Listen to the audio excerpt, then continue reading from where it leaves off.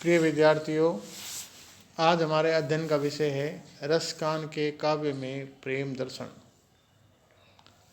रसकान कृष्ण भक्ति धारा के भक्त कवि हैं।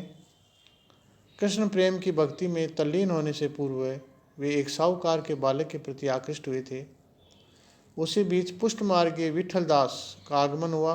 उन्होंने अपने भक्तों को उपदेश देते हुए कहा था कि यदि प्रेम ही करना है तो कृष्ण से ऐसे करो जैसे रसकान उस साहूकार के पुत्र से करते। रसकान को ये बात लग गई। उन्होंने विठल दास से कृष्ण के बारे में पूछा और दर्शन की आकांक्षा प्रकट हुई। 252 वैष्णव वार्ता में इस बात का उल्लेख मिलता है।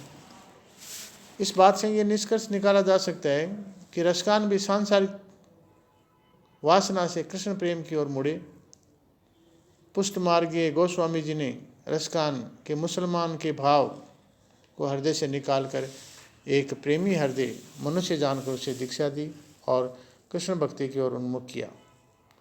रसकान निसंदेह प्रेम की मूर्ति श्री कृष्ण के अनन्य भक्त थे और एकनिष्ठ प्रेमी भी। हरदोई जिला के वियानी गांव में जन्मे शहीद इब्राहिम रसकान का युग 17वीं शताब्दी के लगभग है। ये युग भक्ति काल की भक्ति लीलाओं और आध्यात्मिकता का युग था। रसकान बादशाहों के खानदान के प्रति विरक्ति हो गई। उनका संबंध उन बादशाहों के खानदान से ही था। युद्धों को विप्लवकारी नीति ने उनके मन में शमशानी वैराग्य सदैव के लिए भर दिया था। उन्हें शाही घरानों में बहुत अधिक थोतापन और बौनापन नजर आया। उन्होंने ब्रजभूमि की ओर मुड़ करके कृष्ण प्रेम में अपना दिल लगाया। लौकिक प्रेम की निसारता ने श्री कृष्ण की लो जगा दी। किसी ने कहा था कि धन दौलत रियासत सब छिन जाएगी। रसकान ने प्रेम में डूब करके कहा था कि क्या करे रसकान, को अनुकाट लपाट अनुकूल लपाट, जो पे राखन हार है माखन चाखन हार। रसकान का प्रेम प्रेम के लिए था। उनमें न संसारिकता की ओर ध्यान था और न पारलौकिकता का ही ध्यान था। वे प्रेम के भूखे थे। उनका प्रेम अपरिभाषित अकथनीय है। विद्यानिवास मिश्र जी ने रसकान रत्नावली में उल्लेख करते हुए कहा कि रसकान उस अनिवार्य प्रेम के पंथ के यात्री है जो कमल तंतु से भी अधिक कोमल है, तलवार की धार से भी अधिक तेज है और जिनका वो इतना सीधा है उतना ही टेढ़ा भी।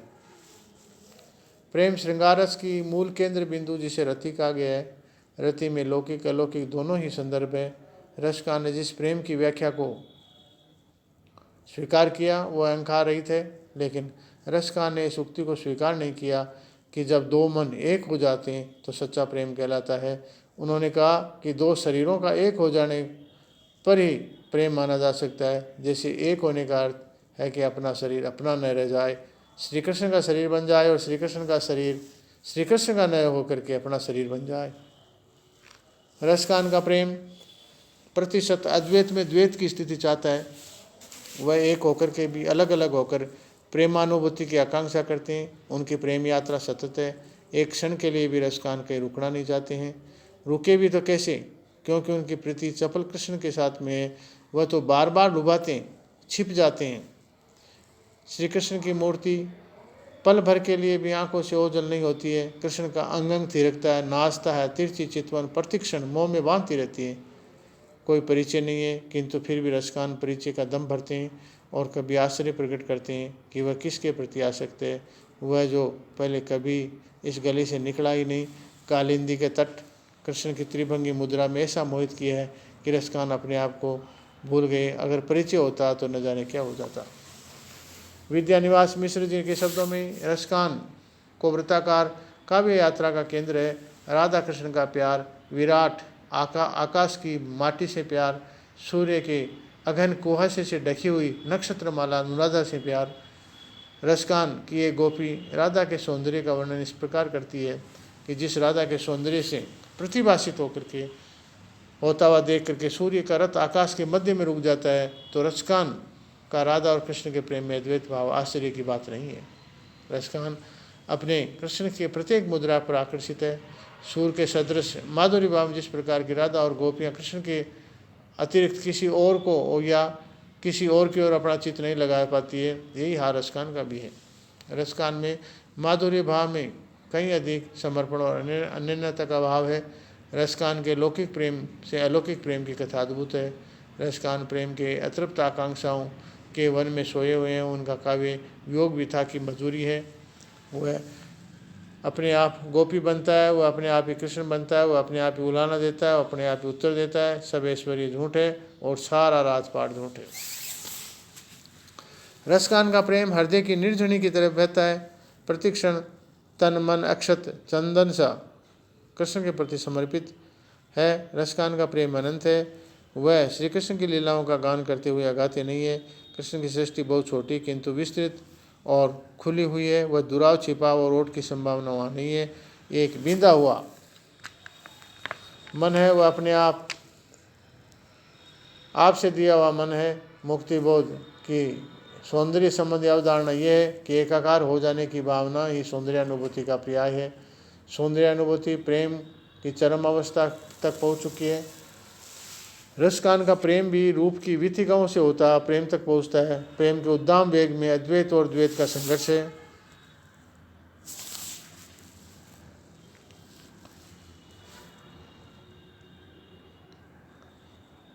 वह कृष्णमय हो जाना चाहते हैं, मुरलीमय हो जाना चाहते हैं। श्री कृष्ण के समूचे क्रियाकलाप में अपने आप को भुला मिला देना चाहते हैं। किंतु आश्चर्य और चमत्कार यही है कि वह सूर की गोपियों की तरह दूध और पानी से एक दूसरे से मिलते नहीं है। रसकान ने जिस प्रेम पंथ की साधना की वह विधि निषेध से परे था, कामना से परे था। दंपति सुख और अति विषय रस, पूजा निष्ठा और ध्यान, इन सब से परे था। ऐसा रसकान का प्रेम था। श्री कृष्ण का प्रेम सबको छूता है, तपाता है, हर्षाता है, पर ऐसे अलग रहता है जैसे सूरज से धूप अलग रहती है। सूरज की सार्थकता ये है कि वह धूप देता है और श्री कृष्ण की सार्थकता ये है कि उनको गोपियों से प्यार है। कृष्ण में भी प्रेम की भूख है और गोपियों में भी प्रेम के कारण ही भक्त के लिए वे सब कुछ करते हैं। प्रेम में उनके लिए सब कुछ है। प्रेम प्रेम के लिए है। परोक्ष रूप से उनकी प्रतिक्रिया चाहे जो कुछ भी रही हो, किंतु रसकान श्री कृष्ण के प्रेम से पूरी तरह डूबे हुए हैं। श्री कृष्ण की ये मान्यता है कि और इसलिए भी देते हैं कि क्योंकि वह प्रेम का प्रतिपादन भरपूर देते हैं। एक प्रेमी की एक मानसिक स्थिति यही है कि उसे जिसके प्रति स्नेह है, लगाव है, आसक्ति है, उसके बारे में सोचता है। अपनी भावानुभूतियों के अनुकूल होने पर ही भावनाएं जागृत होती है। सुख दुख, करुणा, संवेदना, रूठना, मनना, ये सब आदि सभी स्थितियों में अपने भीतर उपजी भावनाओं से संचालित होता रहता है। पुरुष के हृदय में प्रेमानुभूति का तत्व वस्तुतः स्त्रीचित भाव है। पुरुष जब प्रिय सौंदर्य के आत्मसात करता है तो इस स्त्री तत्व उनमें प्रबल हो जाता है। महाप्रभु चैतन्य स्वयं राधा भाव से कृष्ण में प्रेम करते हैं। वह किंवदंती भी प्रचलित है कि श्री कृष्ण ने राधा प्रेम को स्वयं अनुभूत करने के लिए चैतन्य के रूप में उतार लिया था। राधा भाव से युक्त होकर के प्रेम अपना नारी भीति के रहस्य केंद्रों को उद्घाटित करता है। एक पुरुष द्वारा वह अंतःकरण में सुषुप्त नारी की उद्भूत करता है। चैतन्य पुरुष होकर के भी अपने मनोलोक में नारी हो गए थे। वह भाव प्रज्ञा भाव में कोटि का आता है। इस दृष्टि से रसकान को यदि कसौटी पर कसा जाए तो उन्हें भी प्रक्रिया भाव का ही भक्त माना जाएगा। प्रक्रिया भाव में धर्माचरण के प्रति क्रांति दिखाई देती है। यही भक्त का चरम है। मनोविज्ञान के उच्च में रसकान को कृष्ण की अनुभूति पुरुष चित्ती न होकर के नारी चित्त से हुई है। पुरुष पक्ष में वह प्रक्रिया भाव में हुई है, अतः उसकी मधुरता और वीर्य की स्नेह वाली बात असंबंध हुआ है। रसकान स्वयं में बार बार गोपी और राधा को एकाकार कर लेते हैं। इसीलिए जब वे कहते हैं कि तीर्थ भीड़ में भूली पड़ी,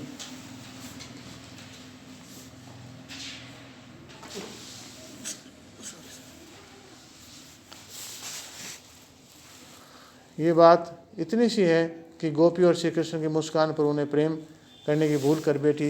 एक विचित्र सी स्थिति है जब गागर लेकर जमुना किनारे जाती है। गागर जल से नहीं स्मृतियों से भर लेती है।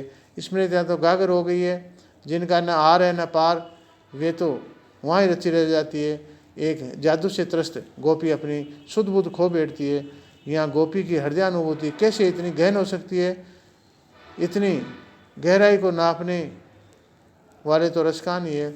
इसके अर्थ ये हुआ कि गोपी इनकी अनुभूतियों की अभिव्यक्ति का माध्यम मात्र है। रसकान ने प्रेम का एक दिदीप्यमान शिखा का जो रूप देखा है, जो ताप से सुलगती है, भभकती है और तड़पती है।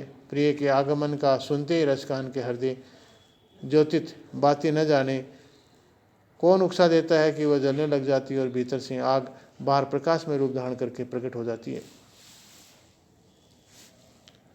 रसकान केवल कृष्ण भक्त के रूप में आग्रह नहीं है, वे बांसुरी के नाव में भी आकांक्षी है। बांसुरी की ध्वनि उन्हें एकदम विक्षिप्त सी कर देती है। उनकी गोपियाँ यानी कि स्वयं रसकान रास्ते से होते हुए चल नहीं पाते, कहना चाहते हैं कह नहीं पाते, तन मन बेहाल है। सारा जग उन्हें देख करके हंसता है। अपनी इस स्थिति पर त्रस्त एक ही विचार आता है कि क्यों न बांसों के जंगल को जला डालूं, न रहेगा बांस और न बाजेगी बांसुरी।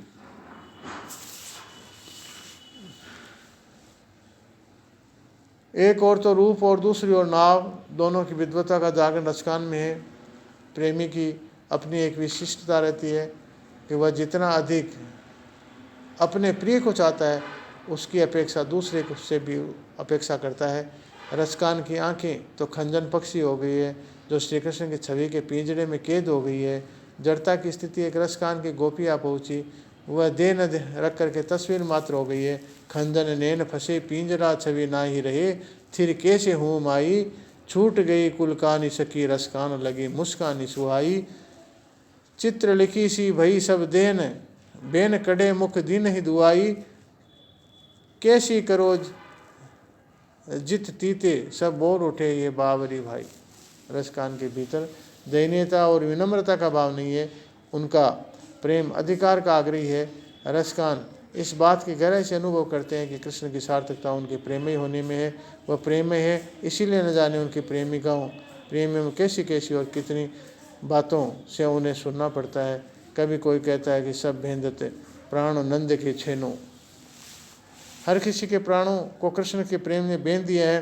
गोपियाँ के प्रेम ने वशीभूत होकर के उन्हें रिझाने और खिंचाने के लिए तरह तरह की लीलाएं करते हैं। वह कृष्ण जी ने सुरेश, महेश, गणेश, मुनि, वेद सब आदि नहीं जान सके उन्हें अहिर की छोरियाँ छचिया बड़ी छाछ पे नाचना चाहती है। और कृष्ण अपने भक्तों के प्रति सहृदय होकर के भर करके सने सने उडेलते हैं। कृष्ण की बांसुरी भी कैसी मधुर पीड़ा से भर देती है। राग, द्वेष, ईर्ष्या, मोह, मद, मोह सब कृष्णमय हो जाते हैं, क्योंकि सब में आलम्बर श्री कृष्ण बन जाते हैं।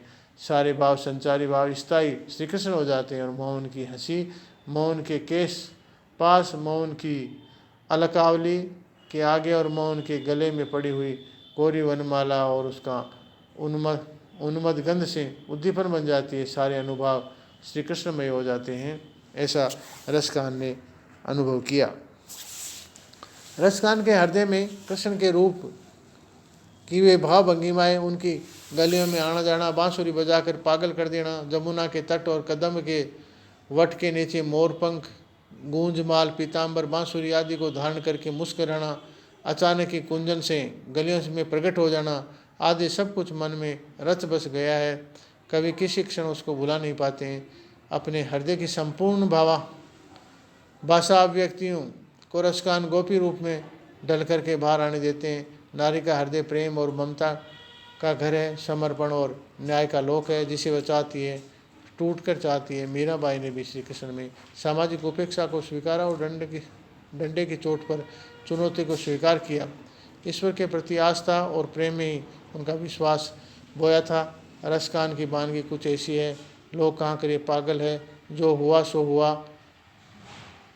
हंसते देख करके कब पता चलता है कि रस में गोता लगाने के बाद हृदय कैसा हिलोड़ लेता है, उतनी पीड़ा भी झेलनी पड़ती है। नियम धर्म सब छूट जाते हैं। अब कान्हा जैसा नचाएंगे वैसे ही नाचना है। गोपी कहती है अब मैं गोरी नहीं हूँ, सांवरे रंग में रंग करके सांवरी हो गई हूँ। मेरे उजलेपन का वह सावंश उतर गया है, जिससे अधिक एकात्मकता और क्या होगी। रसकान के मन श्री कृष्ण की प्रेम के दृश्यों को निरंतर तल्लीन है, इसीलिए उनमें नया नया सा रूप दिखाई देता है। कबीर ने कहा था कि रंगरेज को चदरिया रंगने के लिए दो दी, उन्होंने लाल लाल रंग दी। ये रंग प्रेम का रंग है। ये जितना डूबेगा उतना ही गहराएगा, जो जो डूब बूढ़े श्याम रंग त्यों त्यों उज्जवल होई। थी एक लकीर हृदय में, अलग रही लाखों में, के भाव उसी बिंदु की ओर संकेत करते हैं जिसे प्रेम का बिंदु कहा जाता है। रसकान का प्रेम संयोग वियोग से परे था। वह केवल चाह थी, दीवानगी समर्पित भावनाएं थी, समूचे देह और मन की प्रतिबद्धता थी। इसीलिए कोई मांग नहीं थी, और मांग भी थी तो केवल केवल सानिध्य कि इसीलिए उन्होंने कहा था कि मानुष हो तो रस खानी, बसो ब्रिज गोकुल गांव के गवारन, जो पशु हो तो कहाँ बस चेरो नित, नंद के धेनु मजारण, पान हो तो वही गिरी को, जो धरियो कर छत्र पुरंदन कारण, जे खग हो तो बसेरो करो, मिली कालिंदी कूल कदम्ब के डारन। प्रेम की बेली का जो अंशवन की धारा सींचती है, इसीलिए उनका जड़ बहुत गहरी चली जाती है। जितना गहराएगा प्रेम उतना ही दारुण होगा। प्रीति न करियो कोई, मीरा ने यूं ही नहीं कहा था। गोपियाँ कहती थी कि मीरा को प्रीति के फंद पड़े। प्रेम तो मरण है, और प्रेम के लिए तो शीश उतारे मुंह धरे की बात महत्वपूर्ण होती है। प्रेम में निष्ठा शिथिल नहीं होती, दिन पर दिन ठोसत्व आता है, दृढ़ से दृढ़तर होने की स्थिति उत्पन्न होती है। इसीलिए प्रेम परिभाषित है। शब्दों में कहे तो रसकान के प्रेम की अनुभूति के स्तर पर जिया जा सकता है, उसे व्याख्यायित करना संभव नहीं है। निष्कर्ष रूप में हम कह सकते हैं कि रसकान का प्रेम